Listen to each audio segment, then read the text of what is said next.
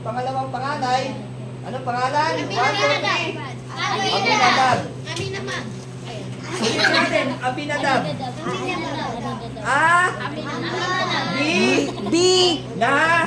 Aminadab. Aminadab. Yan, yung pangalawang kapatid ni Hirap basahin. David. Yan. At sabi rito, ito, makinig na, oh. At pinaraan sila sa harap ni, pinaraan ulit, dumaan ulit, yung si Samuel sa harap. Sino ro yung pinaraan ulit ni Samuel sa harap niya? Sino? Sino? Sino? Sino yung pinaraan ni Samuel sa harap niya ulit? Aminadab. Sabi na, Aminadab. Aminadab, yan. Yan yung pangalawang kapatid ni David. At sabi, pinaraan sa harap ni Samuel at kanyang sinang maging hari. Okay. Pipili ang Panginoon na maging hari. Okay. Pipili ang Panginoon na maging hari. Pero si Samuel, dito ka muna. Pipili ng ano, ito si Pogi na. Okay.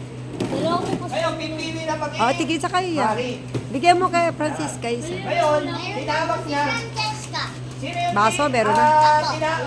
tatay ni Kay Mar mo David? ibigay yan. Lumaksayan yan. Ha?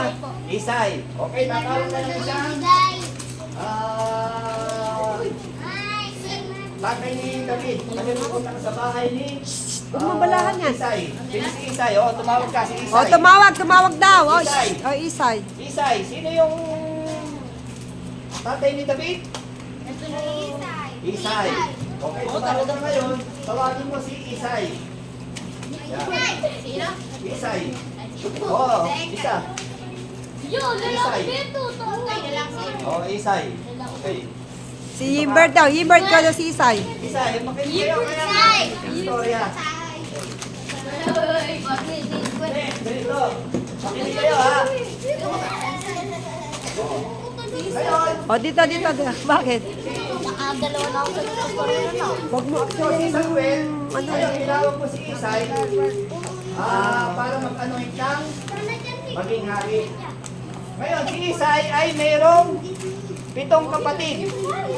Ilan yung kapatid ni Isay? Ay, ilan yung anak ni Isay? Ano ka? 7. Ngayon, sino yung unang anak niya? Si David. Si David. Tsaka si Unang anak ni? Samuel. Si Eliab. Si Eliab.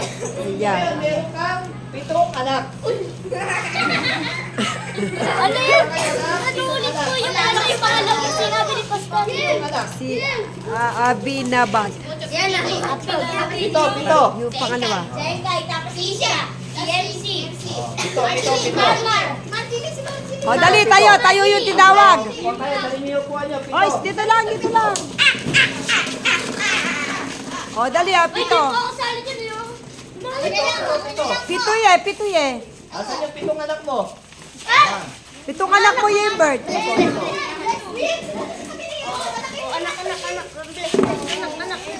Bless. Yan yung mga. Yung nanay ko, lima pa lang yan. For Bible study, kainan salo-salo tayo.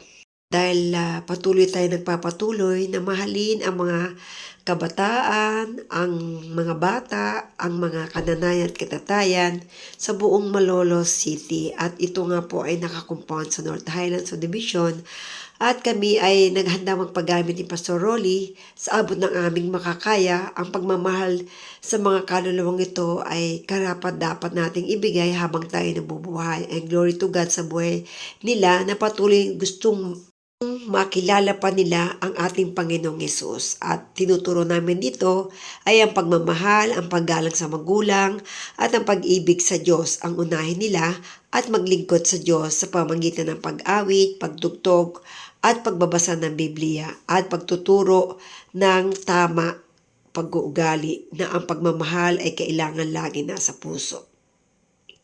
Very much kay Mr. and Mrs. Wilma and Luis Concepcion na isa sa every Sunday ay nagbigay ng 250 share para sa pansit every Saturday. And ibalik ni Lord si Siglig at Umaapaw na nag-sponsor sa gawain ni Lord at marami pang sponsor na pwede magbigay.